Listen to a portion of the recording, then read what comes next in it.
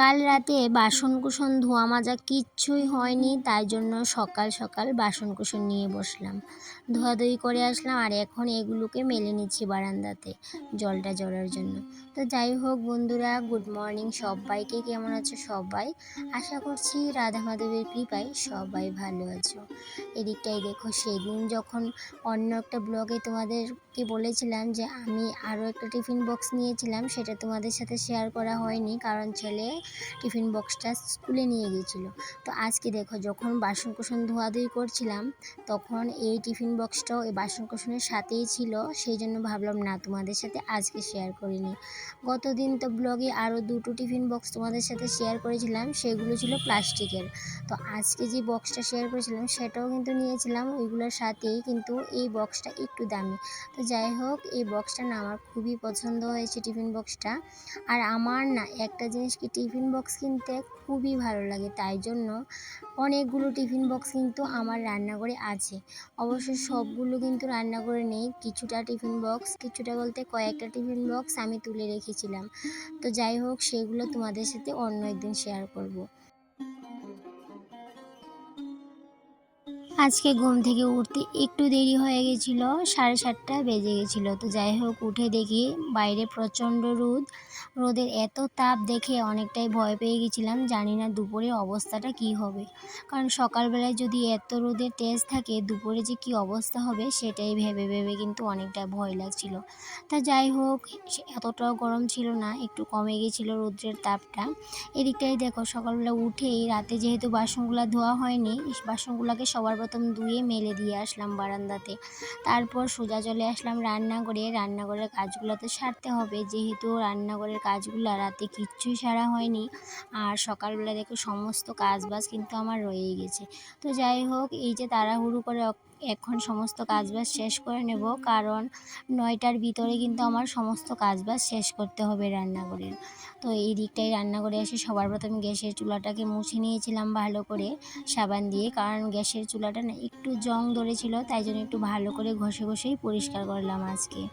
আর তোমরা তো জানো যে এই কাজটা দৌড়ি আমি, সেই কাজটা একটু ভালো করে করার চেষ্টা করি। তবে প্রত্যেক দিন পার্ট করে কাজ করি বলে অতটাও কিন্তু ডিপলি ক্লিন করতে হয় না আমার কিচেনটাকে। তো যাই হোক, তারপরে ইন্ডাকশনটাকেও কিন্তু মুছে নিলাম। আর এই দিকটাই দেখো, রাতের বেলা সমস্ত জিনিস কিন্তু এলোমেলো হয়ে থাকে। ওই যে সকালবেলা একবার রান্নাঘরটাকে গুছিয়ে রাখি, তারপর সারাদিনের কাজকর্ম থাকে, তো এই কাজের ফাঁকেই কিন্তু রান্নাঘরটা আবার এলোমেলো হয়ে যায়। তো যতটুকু পারি গুছিয়ে রাখি, তারপরে তো এলোমেলো হবেই যতটুকুই গুছিয়ে রাখি না কেন। তো যাই হোক, সকালবেলা আবার ওই প্রত্যেক দিনকার মতো ডিউটি, আবার সমস্ত কটা জিনিস গুছিয়ে নিচ্ছি। আর যেহেতু বললাম আজকে 9টার ভিতরে কাজগুলো সারতে হবে রান্নাঘরের, আর রান্নাটাও কিন্তু শেষ করতে হবে, তাই জন্য একটু চটজলদি করে কাজগুলো করছিলাম। আর আজকে ভেবেছিলাম আরও একটু বেশি কাজ করব, আগে ভেবেছিলাম, কিন্তু যেহেতু 9টার ভিতরে আমার সমস্ত কাজ শেষ করতে হবে, তাই জন্য আজকে আর বেশি ডিপ ক্লিনিং করব না, একটু অল্প সময়ের মধ্যে যেটুকু করা যায় সেইটুকুই করে নেব। তো রান্নাঘর ক্লিন করতে করতে কিন্তু রান্নাটাও কমপ্লিট করে নিচ্ছিলাম, কেন কি রান্নাটা বললামই তো সমস্ত কাজবাজ আমার 9টার ভিতরে শেষ করতে হবে। তো অনেকবার বললাম তোমাদের সাথে যে 9টার ভিতরে কাজগুলো শেষ করতে হবে, তো কিন্তু সেটা বলা হয়নি কেন 9টার ভিতরে কাজগুলো শেষ করতে হবে। তো আসল কারণটা হচ্ছে, ছেলের স্কুলের প্রোগ্রাম আছে 10টা থেকে, তো সেই জন্য বের হতে হবে 9টার ভিতরে, সমস্ত কাজবাজ শেষ করে স্নান করে ঠাকুর পুজো দিয়ে তারপরে তো বের হতে হবে। সেই জন্য আগে থেকেই প্ল্যান করেছিলাম 9টার ভিতরে সমস্ত কাজবাজ শেষ করব, তারপরে স্নান করে পুজো দিয়ে বের হয়ে যাব। তো গতকাল রাতে মাংস করেছিলাম, সেই মাংসটাকে এখন একটু জাল দিয়ে নিচ্ছি, আর ভাত তো বসিয়ে দিয়েছি, সেই সাথে ডাল ছিল রাতের। তো ডালটাকে একটু শুকিয়ে নেওয়ার প্ল্যান আছে, কারণ আগের দিনের রাতের ডাল সেটা তো আর কেউ খাবে না, তাই জন্য ভাবলাম ডালটাকে একটু শুকিয়ে নেওয়া যাক।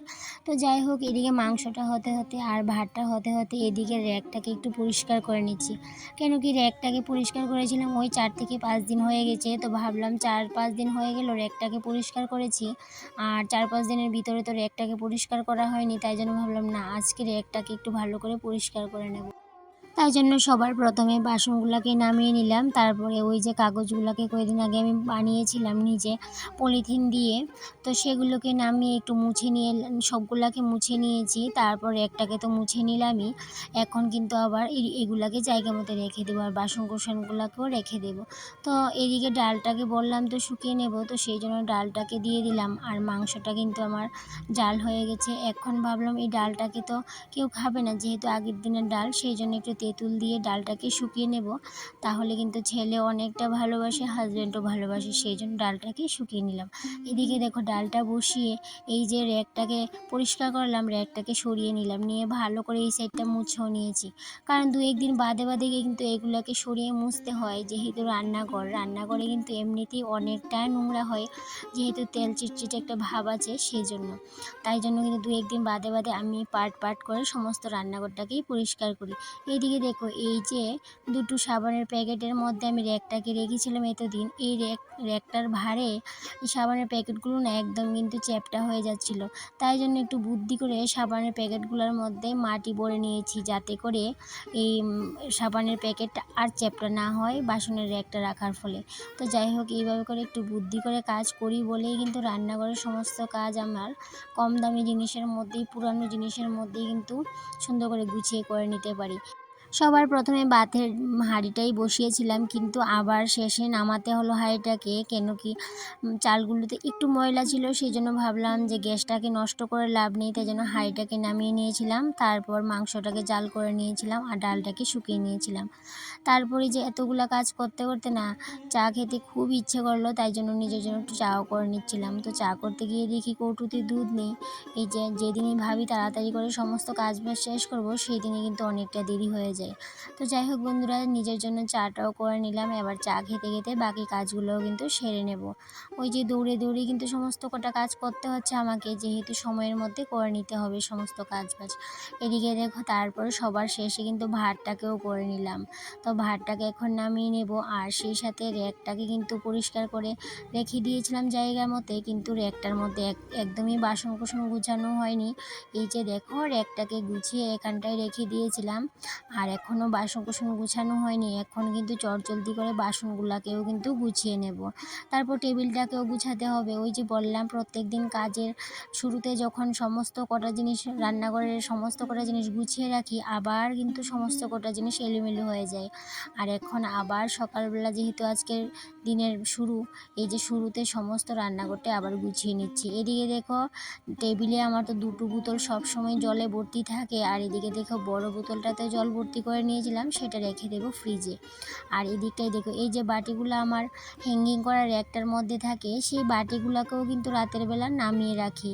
কেন বলো তো, এই যে ইঁদুরে রাতের বেলা এই বাটিগুলোকে না উপর থেকে ফেলে দেয়, সেই জন্য আমি রাতের বেলা ঘুমাতে যাওয়ার আগে বাটিগুলোকে নামিয়ে রাখি।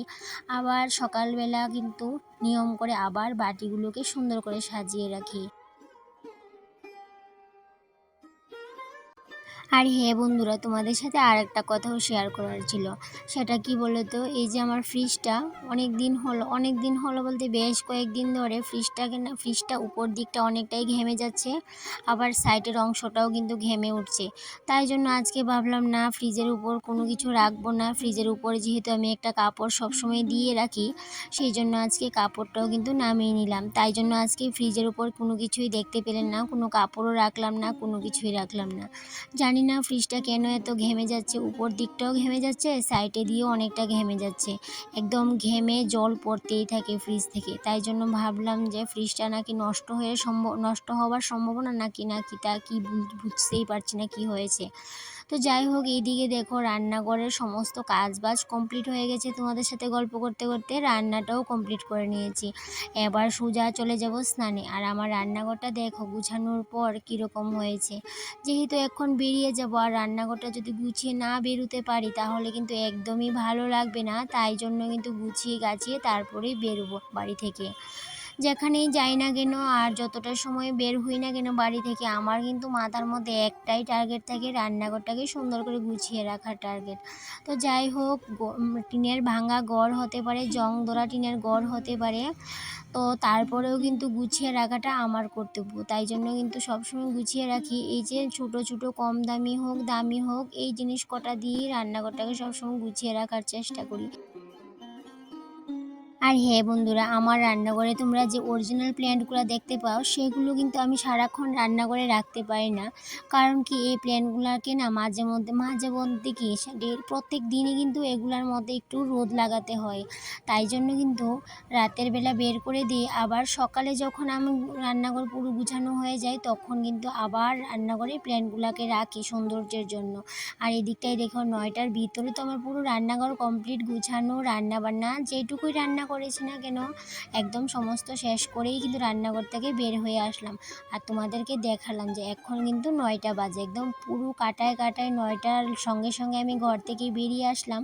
তারপরে স্নান করলাম, স্নানের আগে কিছু কাপড় চোপড় ছিল সেগুলোকে ধুয়ে দিলাম, তারপরে স্নানটা সেরে পুজো দিয়ে ভাত খেয়ে ছেলেকে নিয়ে সোজা চলে আসলাম ছেলের স্কুলের প্রোগ্রামে। তো ছেলের স্কুলের অ্যানুয়াল ডের একটা প্রোগ্রাম ছিল, সেই প্রোগ্রামে।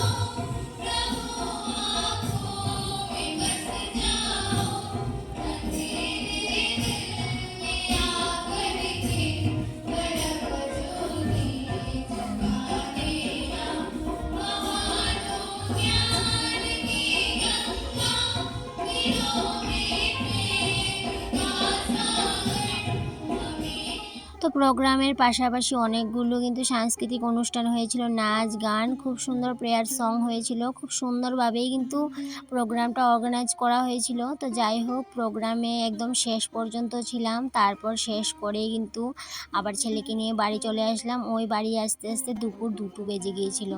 তো যাই হোক, ছেলেকে নিয়ে যখন গিয়েছিলাম তখন কিন্তু প্রায় 10টার উপরে বেজে গিয়েছিল, কারণ আমার একটু দেরি হয়ে গেছিলো বের হতে হতে, ওই রেডি হতে গিয়ে একটু দেরি হয়ে গেছিলো, তাই জন্য বের হতে হতে একটু দেরি হয়ে গেছিলো।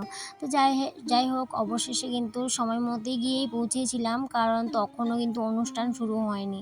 এদিকটাই দেখো, এই যে কত সুন্দর সুন্দর প্রোগ্রাম হয়েছে, সমস্ত কটা প্রোগ্রাম কিন্তু তোমাদের সাথে শেয়ার করতে পারিনি, কারণ সমস্ত কটা প্রোগ্রাম শেয়ার করলে তো ভিডিওটা অনেকটাই বড় হয়ে যাবে, তাই জন্য শেয়ার করা হয়নি। তো যাই হোক বন্ধুরা, আজকের ব্লগ ভিডিওটা এই পর্যন্তই। টাটা।